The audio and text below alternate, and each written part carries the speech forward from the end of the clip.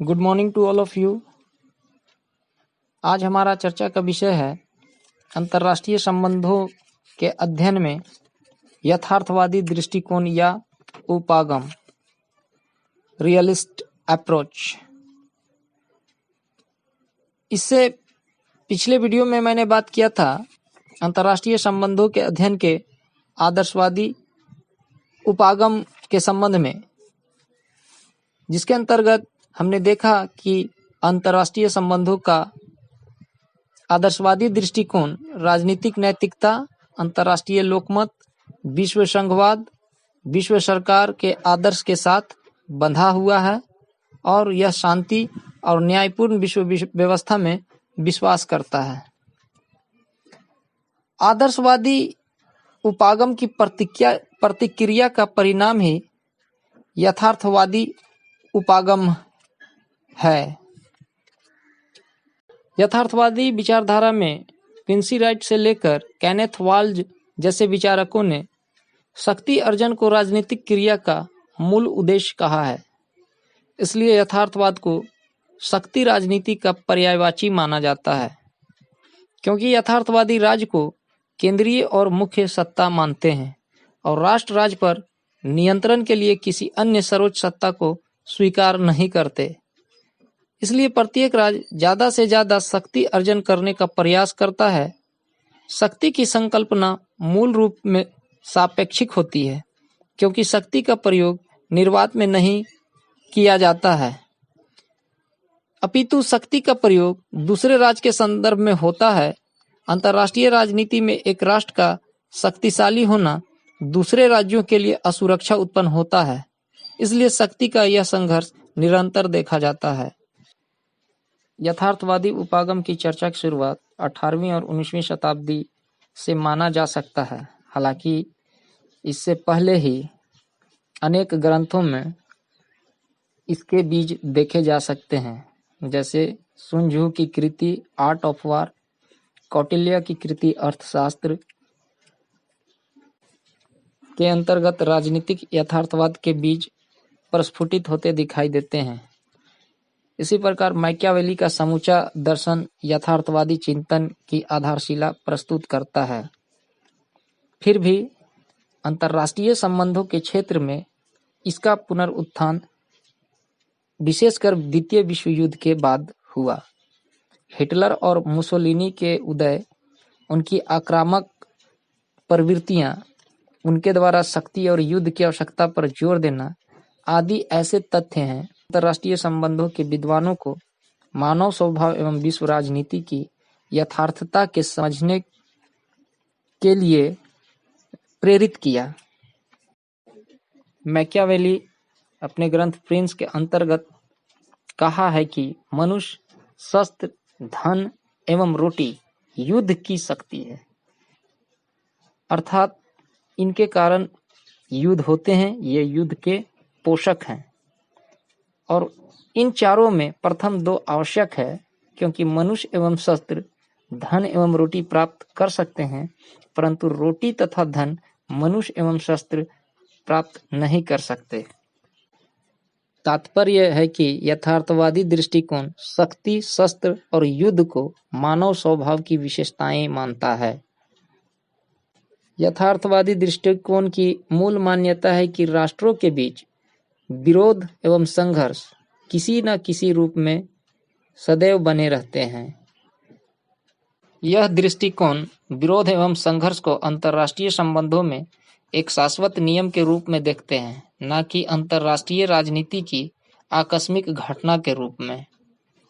यथार्थवाद के अनुसार राष्ट्र की शक्ति का विकास ही उसके हितों को पूर्ण करने का एकमात्र माध्यम है। प्रत्येक राज्य और राजनेता सत्ता और शक्ति के विकास से ही अपनी हित की पूर्ति के लिए प्रयत्नशील रहते हैं। यथार्थवादी दृष्टिकोण के विकास में कई विद्वानों का योगदान रहा है, जिनमें George Kennan, Reinhold Niebuhr, George Schwarzenberger, doctor Henry Kissinger तथा हंस मार्गेनथाउ प्रमुख है। मार्गेनथाउ यथार्थवादी दृष्टिकोण के प्रमुख प्रवक्ता हैं मार्गेनथाउ ने ही यथार्थवाद को सैद्धांतिक आधार पर खड़ा किया है। स्टैनली हॉफमैन के शब्दों में, यद्यपि यथार्थवादी सिद्धांत के अनेक तत्वों की व्याख्या मार्गेनथाउ से पहले अनेक विद्वानों ने की थी, परंतु इसके सैद्धांतिक रूप का सबसे अधिक विशद प्रतिपादन मार्गेनथाउ ने पहली बार अपनी पुस्तक पॉलिटिक्स अमंग नेशन में इतनी सफलता के साथ किया है कि यह अंतर्राष्ट्रीय राजनीति का एक विशिष्ट संप्रदाय समझा जाने लगा है। अंतर्राष्ट्रीय राजनीति के मार्गेनथाउ के अनुसार दो प्रमुख उद्देश्य हैं। पहला, उन शक्तियों एवं प्रभावों की खोज करना तथा उन्हें समझना जो अंतर्राष्ट्रीय संबंधों को निर्धारित करते हैं, और दूसरा, वे शक्तियां एवं प्रभाव किस प्रकार कार्य करते हैं तथा किस प्रकार अंतर्राष्ट्रीय राजनीतिक संबंधों एवं संस्थाओं पर प्रभाव डालते हैं। मार्गेनथाउ ने पहली बार अंतर्राष्ट्रीय राजनीति का यथार्थवादी सिद्धांत व्यवस्थित रूप में प्रतिपादित किया, और इस संदर्भ में मार्गेनथाउ ने यथार्थवाद के 6 मौलिक नियमों को सामने लाया, जिनमें पहला उनका नियम या सिद्धांत है, राजनीति पर प्रभाव डालने वाले सभी नियमों की जड़ मानव प्रकृति में होती है। तात्पर्य है कि अंतर्राष्ट्रीय राजनीति मूल रूप से मनुष्य के वस्तुनिष्ठ स्वभाव पर आधारित होती है। मार्गेनथाउ ने मनुष्य के स्वभाव को मूल रूप में प्रभुत्व की आकांक्षा रखने वाला कहा है, अतः मानव स्वभाव हमेशा दूसरों पर प्रभुत्व का प्रयास करता है या दूसरों के अधीन बनाने का प्रयोग करता है। इसी प्रभुत्व की लालसा में मानव का परस्पर संघर्ष देखा जा सकता है। वस्तुतः राज्य मानव समाज की ही संगठित रूप है, इसलिए राष्ट्र राज्यों के मध्य हमेशा संघर्ष देखा जाता है। यदि इस मानव स्वभाव को अपरिवर्तनशील और अस्थायी मान लिया जाए, जैसा कि मार्गेनथाउ ने माना है, तो स्वाभाविक रूप से अंतर्राष्ट्रीय राजनीति शाश्वत रूप में शक्ति के लिए एक संघर्ष होगी।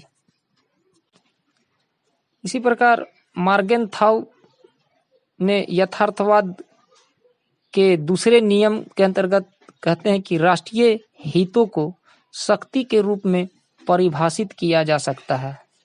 इसका मतलब है कि अंतर्राष्ट्रीय राजनीति का केंद्रीय हित राष्ट्रीय हित होता है, जिसे प्रत्येक राज्य शक्ति के द्वारा प्राप्त करने की कोशिश करता है। मार्गेनथाउ ने अंतर्राष्ट्रीय राजनीति में राष्ट्रीय हित को केंद्रीय मानते हुए अपने सिद्धांत का निर्माण किया है। वस्तुतः राष्ट्रीय हित का अभिप्राय राष्ट्र के उन केंद्रीय मूल्यों से होता है जिसे प्रत्येक राष्ट्र राज्य अर्जित करना चाहता है। अतः मार्गेनथाउ के अनुसार राष्ट्रीय हित का आशय राष्ट्र के भौगोलिक सीमा के विस्तार से लेकर राष्ट्र के सांस्कृतिक सामाजिक प्रभुत्व को बढ़ाने से भी है। मार्गेनथाउ के अनुसार विचारधारा नहीं बल्कि राष्ट्रीय हित विदेश नीति के निर्माण का आधार होना चाहिए। इन्हीं राष्ट्रीय हितों को संरक्षित करने के लिए राष्ट्र राज्य निरंतर शक्ति प्रतिस्पर्धा में लगे रहते हैं। इसी प्रकार मार्गेनथाउ अपने यथार्थवाद के तीसरे नियम के रूप में कहते हैं, राष्ट्र हित का कोई निश्चित अर्थ नहीं होता। अर्थात मार्गेनथाउ के अनुसार राष्ट्रीय हित हमेशा परिवर्तनशील होते हैं। वस्तुतः उसने राष्ट्रीय हित का कोई वस्तुनिष्ठ अर्थ तो नहीं दिया, बल्कि वह राष्ट्रीय हित को देश काल परिस्थितियों के सापेक्ष मानता है। दूसरे शब्दों में, किसी भी राष्ट्रीय हित को हमेशा के लिए सुनिश्चित नहीं किए जा सकते हैं। जैसे यदि राष्ट्र की आंतरिक परिस्थितियों में परिवर्तन हो या बाह्य विश्व में परिवर्तन हो, तो राष्ट्रीय हित स्वाभाविक रूप से परिवर्तित हो जाएंगे। इसी प्रकार मार्गेनथाउ अपने यथार्थवाद के चौथे नियम के अंतर्गत कहते हैं कि विवेक राजनीति का उच्चतम मूल्य होता है। इसके अंतर्गत मार्गेनथाउ कहते हैं कि राष्ट्र के उद्देश्यों को हमेशा विवेक से संचालित किया जाता है, न कि किसी सार्वभौमिक नैतिक नियमों का पालन किया जाता है। यहाँ मॉर्गेनथाउ के सार्वभौमिक नैतिकता का अभिप्राय उन सार्वभौमिक नैतिक मूल्यों को अपनाना है जिसे देश काल में निरपेक्ष माना जाता है, जबकि मॉर्गेनथाउ विवेक और राष्ट्रीय हित के आधार पर अंतर्राष्ट्रीय राजनीति का वर्णन करते हैं, न कि सार्वभौमिक नैतिकता के आधार पर। इसी प्रकार मॉर्गेनथाउ के यथार्थवाद के पांचवा नियम है कि राष्ट्र के नैतिक मूल्यों को सार्वभौमिक मूल्यों से पृथक मानना। इसके अंतर्गत मॉर्गेनथाउ कहना चाहते हैं कि अंतर्राष्ट्रीय राजनीति नैतिकता से संचालित नहीं होती है। मॉर्गेनथाउ की मूल मान्यता के अनुसार राजनीति का संचालन शक्ति और राष्ट्रीय हित से संचालित होती है, न कि नैतिकता से। उनके अनुसार नैतिक सापेक्षवाद की जॉर्ज कैनन की धारणा स्वीकार नहीं की जा सकती है, क्योंकि जॉर्ज कैनन की मान्यता है कि कोई एक देश अपने लिए नैतिकता का निर्माण कर सकता है, लेकिन वह इस नैतिकता को दूसरे देशों पर थोप नहीं सकता। जबकि मॉर्गेनथाउ को सर्वातीत यथार्थवादी कहा जाता है, क्योंकि वह नैतिकता के किसी बाह्य या आंतरिक बंधन को स्वीकार नहीं करते। मूल प्रश्न उठता है कि क्या मॉर्गेनथाउ का विचार अनैतिक है? ऐसा नहीं, क्योंकि मॉर्गेनथाउ के अनुसार नैतिकता की एक नई परिभाषा है, जिसके अनुसार राष्ट्र राज्यों का शक्ति अर्जित करना और राष्ट्रीय हितों को संरक्षित करना है। और अंत में मॉर्गेनथाउ के यथार्थवाद के छठा नियम या सिद्धांत है राजनीतिक क्षेत्र की स्वायत्तता। इसके अंतर्गत मॉर्गेनथाउ ने राजनीति को एक स्वायत्त प्रक्रिया कहा है। मॉर्गेनथाउ ने राजनीति का विश्लेषण करते हुए कहा कि राजनीति का स्वरूप चाहे घरेलू हो या अंतर्राष्ट्रीय, दोनों एक समान होता है, क्योंकि राजनीति मूलतः शक्ति के लिए संघर्ष है। अंतर केवल इतना है कि घरेलू क्षेत्र में राज्य नामक संप्रभु सत्ता होने के कारण इन संघर्षों पर नियंत्रण किया जा सकता है, जबकि अंतर्राष्ट्रीय क्षेत्र में किसी भी केंद्रीय सत्ता के अभाव होने के कारण ये संघर्ष अनियंत्रित हो जाते हैं। मॉर्गेनथाउ ने राजनीति को इतना अधिक महत्व दिया है कि वह उसे स्वायत्त मानता है। यथार्थवादी दृष्टिकोण की आलोचना। आदर्शवादी दृष्टिकोण के प्रतिक्रिया स्वरूप अस्तित्व में आए यथार्थवादी दृष्टिकोण ने अंतर्राष्ट्रीय संबंधों के अध्ययन को सैद्धांतिक एवं वैज्ञानिक रूप प्रदान की है, और साथ ही यह दृष्टिकोण अंतर्राष्ट्रीय संबंधों को आदर्शवादी कल्पनावादी पर्यावरण से मुक्ति दिला दी। फिर भी यथार्थवादी उपागम आलोचनाओं से नहीं बच पाए। यथार्थवादी दृष्टिकोण की आलोचना विभिन्न बिंदुओं के आधार पर किया जाता है, जैसे यथार्थवादी दृष्टिकोण शक्ति और सत्ता को अंतर्राष्ट्रीय संबंधों में निर्णायक तत्व मानता है, जबकि सच्चाई यह है कि सत्ता एवं शक्ति महत्वपूर्ण तत्व हो सकता है, लेकिन वह संपूर्ण नहीं है। इसी प्रकार यथार्थवादी विचारधारा में कई असंगतियां हैं। शक्ति अथवा सत्ता की परिभाषा करना कठिन है, क्योंकि राज्य की समस्त शक्ति कितनी है, क्या है, यह नापना अत्यंत जटिल है। आलोचना इस रूप में भी की जाती है कि यथार्थवादी शक्ति संघर्ष के स्थायित्व को स्वीकार करता है और अंतर्राष्ट्रीय संबंधों के क्षेत्र में साधनों तथा उद्देश्यों जैसे प्रश्नों के प्रति उदासीन है। यथार्थवादियों का ध्येय राष्ट्रीय शक्ति का प्रसार मात्र माना जाता था और इसलिए उनकी नीतियां शांति विरोधी समझी जाने लगी। रोजेनबर्ग के अनुसार यथार्थवादी सिद्धांत एक प्रतिक्रियावादी विचारधारा है जो अनुदार चिंतन एवं व्यवस्था को मजबूत करने की कोशिश करता है। अब यथार्थवादी दृष्टिकोण के बाद नव यथार्थवाद दृष्टिकोण के बारे में भी कुछ हम जान लें। समकालीन यथार्थवाद को नव यथार्थवाद भी कहा जाता है। इसका उदय द्वितीय महायुद्ध के बाद मॉर्गेनथाउ की कृति पॉलिटिक्स एमंग नेशंस से माना जाता है। 1980 के बाद केनेथ वाल्ज ने इस उपागम की सैद्धांतिक सुदृढ़ता प्रदान की। इसके अंतर्गत नव यथार्थवादी अंतर्राष्ट्रीय घटनाओं की व्याख्या अंतर्राष्ट्रीय व्यवस्था की संरचना के परिप्रेक्ष्य में करते हैं, न कि व्यक्तिगत राज्यों के उद्देश्यों के अनुसार। नव यथार्थवादी अंतर्राष्ट्रीय संघर्षों को अंतर्राष्ट्रीय व्यवस्था की अराजकतावादी संरचना का परिणाम मानते हैं। उनके अनुसार विभिन्न राज्यों के पारस्परिक संबंध कितने ही मैत्रीपूर्ण क्यों न हो, उनमें कभी न कभी मतभेद या संघर्ष उत्पन्न हो ही जाते हैं।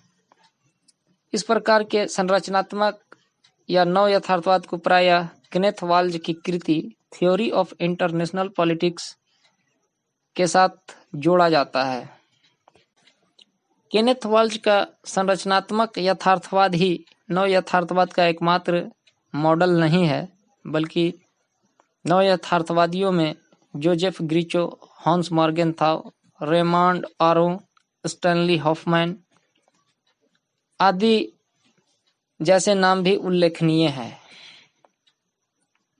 नव यथार्थवादी सिद्धांत की मूल्य मान्यताएं इस प्रकार हैं। पहला, अंतर्राष्ट्रीय राजनीति एक अराजकता वाली व्यवस्था है, क्योंकि अंतर्राष्ट्रीय स्तर पर कोई शक्ति स्थापित नहीं है। दूसरा, यह अंतर्राष्ट्रीय घटनाओं का वर्णन अंतर्राष्ट्रीय व्यवस्था की संरचना के अनुसार करती है, न कि राज्यों के राष्ट्रीय हितों के अनुसार। तीसरा, यह अंतर्राष्ट्रीय राजनीति में संघर्ष के साथ सहयोग पर भी बल देती है। और चौथा, इसकी प्रमुख शाखा संरचनात्मक यथार्थवाद है, परंतु कुछ अन्य शाखाएं भी हैं, जैसे आधुनिक यथार्थवाद, उदारवादी यथार्थवाद, आक्रामक यथार्थवाद, शांतिवादी यथार्थवाद।